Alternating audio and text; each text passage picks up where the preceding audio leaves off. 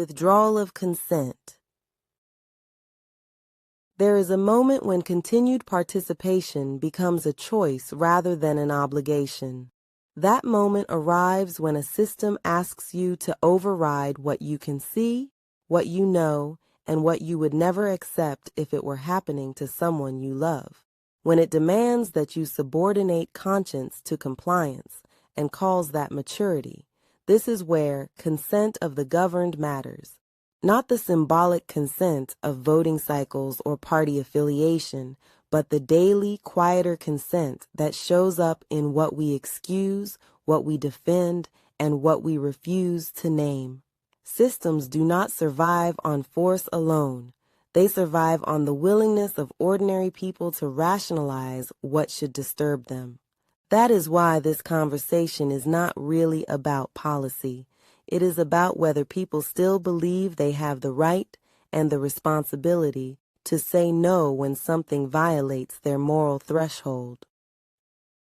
I am not interested in purity politics or ideological alignment.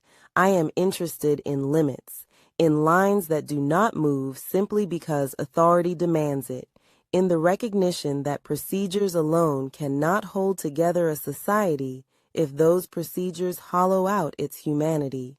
When people insist on tolerating harm for order, they are actually stating that they have deemed some lives disposable for an idea.